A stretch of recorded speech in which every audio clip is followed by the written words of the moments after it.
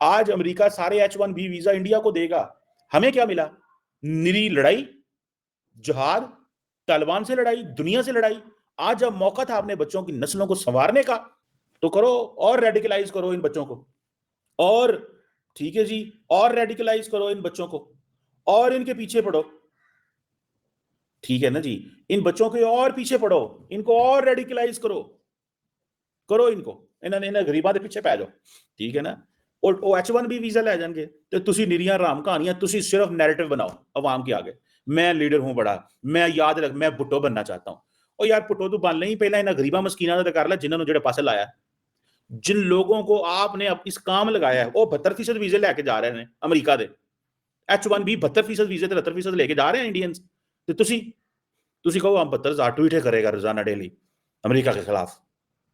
खुदा का खौफ करें, खुदा का खौफ करें, इस मुल्क पे, इस गरीब लोगों पे इनको डायरेक्शन दें।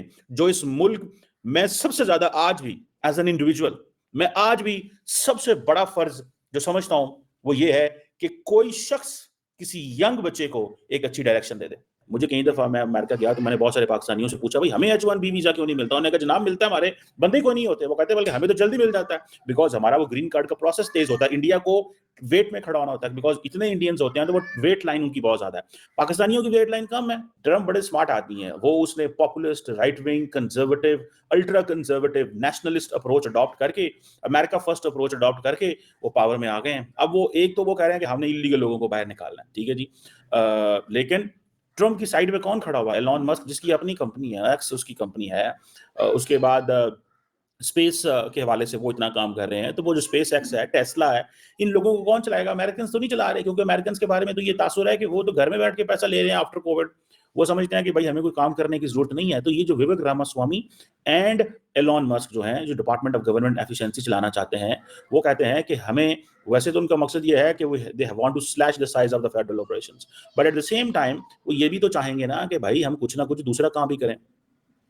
सो ये recently there was a division, ठीक है जी, क्योंकि H1B जो वीजा है वो ब्राइट फॉरेन वर्कर्स हो, जिनमें इंजीनियर्स हो, कंप्यूटर साइंटिस्ट हो, वो अमेरिका के अंदर रह सकते हैं, उनको बुलाता है। और ये सिलिकॉन वैली की इनोवेशन के लिए बड़ी जरूरी है। और अमेरिका का ये एडवांटेज है कि अमेरिका सारी की सारी जो इनोवेशन है अमेरिका उसके ऊपर खड़ा हुआ, आर्टिफिशियल इंटेलिजेंस हो, कंप्यूटिंग हो, आपकी जो जितनी भी टेक फॉर्म्स हैं वो सारी चलती है इसके ऊपर है। तो बाकी वो कैसे चीजें बेहतर होंगी, ठीक है जी। सो ये जो आपको पता है कि बेसिकली जो इमिग्रेशन है वो basically one of the reasons why Donald Trump जो है उनका राइज हुआ, ठीक है। अब इंडिया उससे फायदा उठाएगा, इंडियन वर्कर्स फायदा उठाएंगे, इंडियन यंग लोग फायदा उठाएंगे। सो इंडिया जो है, ये जब मैं आपको ये कह रहा हूँ कि ये नेट बेनिफिशियरी है, ठीक है जी। और ये जो रिसेंटली कोई नई गाइडलाइंस भी जो थी वो फाइनलाइज की गई थी, जिसमें यह है कि आप अच्छे तरीके से जॉब कंपनीज दे सकते हैं, और hundreds and thousands of Indians जिनकी एप्लीकेशंस पड़ी हुई हैं, समझे वो तो गए, ठीक है। इंडियंस को ये भी एडवांटेज है कि वो सारे के सारे पढ़ते भी ज़्यादा हैं, और ट्रम्प ने ये भी कहा है कि जो बंदा वहाँ पे 4 साल 6 साल रह के पढ़ता है तो हम उसको भी देंगे, क्योंकि वो हमारी इकोनॉमी के अंदर कॉन्ट्रीब्यूट करेगा, ग्रीन कार्ड देंगे।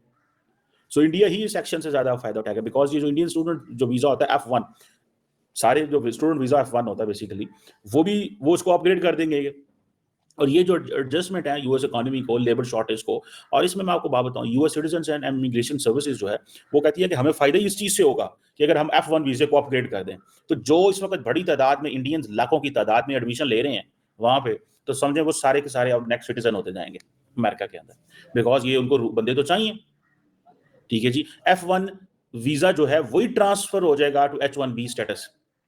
सो सारी की सारी एम्प्लॉयमेंट, लॉफुल जितने भी केसेस हैं, जो मेजर चीजें हैं, वो सारी की सारी उनकी पूरी हो जाएंगी।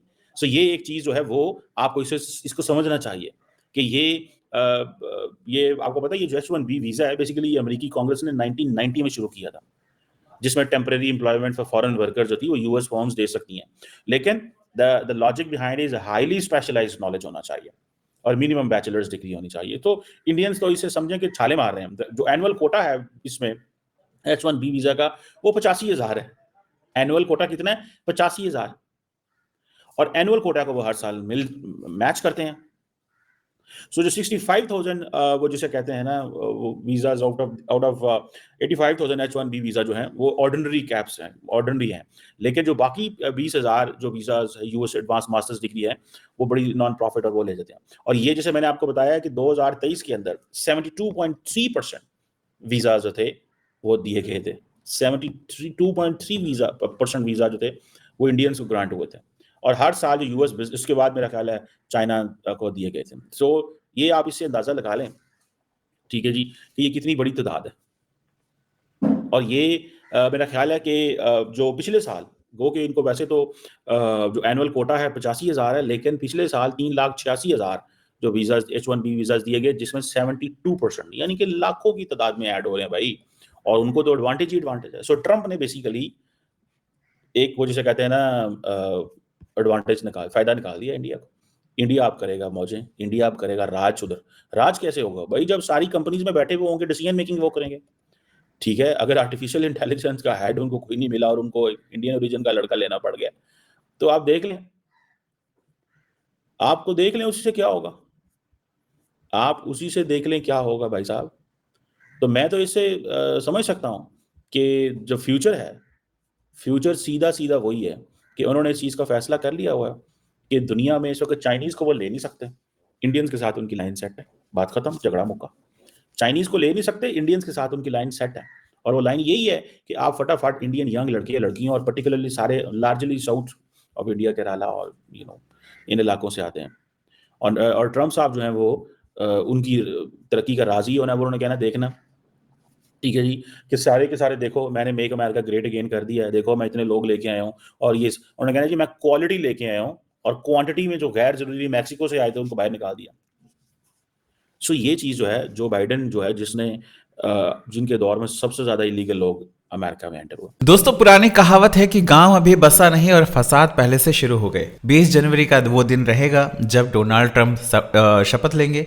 लेकिन ट्रंप के शपथ लेने से पहले एक नया बवाल मच गया है। पूरी कहानी समझने से पहले थोड़ा आपको बैकग्राउंड में लिए चलते हैं। ट्रंप जब इलेक्शन में गए थे तब उन्होंने मेक अमेरिका ग्रेट अगेन का नारा दिया था, और इसमें उन्होंने ये बताया था कि मेक अमेरिका ग्रेट अगेन तब होगा जब अमेरिकन के द्वारा अमेरिकियों को ही नौकरियां दी जाएंगी। लेकिन इस कहानी में H1B वीजा सबसे ज्यादा बाधा बना। दरअसल अमेरिका हर साल लगभग 65,000 से 85,000 के बीच में स्किल्ड लेबर्स को 3 साल तक अपने यहाँ काम करने की परमिशन देता है, और इसी परमिशंस को जिसका नाम दिया जाता है H1 वीजा। एक चीज इसमें यह है कि सबसे ज्यादा जो ये वीजा मिल रहे हैं वो इंडियंस को ज्यादा मिल रहे हैं। और अमेरिका जिस तरह से मेक अमेरिका ग्रेट अगेन की बात करता है, सबसे पहले इसको अपने घर के अंदर खंगालना चाहिए कि इसकी जो युवा हैं वो क्या कर रहे हैं। वो ड्रग्स में इन्वॉल्वमेंट है उनकी, वो ड्रग्स, चरस, गांजा जो भी है, जितना भी चीज़ें नशीले पदार्थ की होती हैं वो सब उसमें पड़े हुए हैं। तो भाई तुम पहले अपने यूथ को तो संभालो। अगर तुम ये सोच रहे हो कि हम बाहरी लोगों को बंद कर देंगे और सिर्फ अपने घरेलू लोगों को आगे बढ़ाएंगे, तो बढ़ाओ यार, कौन मना कर रहा है तुमको? कोई रोक रहा है क्या? नहीं, उनको देखो वो ड्रग्स में पड़े हुए हैं। सब ऐसी तस्वीरें सामने आती हैं, है ना, जिसको देखकर आप खुद हैरान रह जाएंगे कि भाई अमेरिका जैसे देश में इस तरह की चीजें हो रही हैं क्या? और धड़ल्ले से हो रही है, और बहुत ज्यादा मात्रा में हो रही हैं। आपका जो युवा है वो बिल्कुल बेकार गया है। आप बनाओ अमेरिका को ग्रेट, आप बनाओ, कौन मना कर रहा है भाई आपको? लेकिन पहले अपने यूथ को तो संभालो। और रही बात भारत की, अगर भारत का जो टैलेंट है ना, भारत का जो टैलेंट है अगर वो भारत में ही रह जाए तो आप ये देखिए कि भारत कहां से कहां पहुंच जाएगा। लेकिन थोड़ा सा ना इसमें दिक्कतें हमारे देश के अंदर भी हैं। हमारे देश के अंदर ज्यादातर लोगों की टैलेंट की ना कदर नहीं होती है, और यही मजबूरी है कि कई बार उनको बाहर जाना पड़ता है। हमारे यहाँ की जो व्यवस्थाएं हैं उसमें सुधार की बहुत ज्यादा जरूरत है, तभी आप अपने देश को और ऊपर लेकर जा सकते हैं। आप लोगों को क्या लगता है कमेंट करके बताएं। चैनल पर अगर नए हैं तो चैनल को सब्सक्राइब करें, इस वीडियो को लाइक करें और शेयर करें।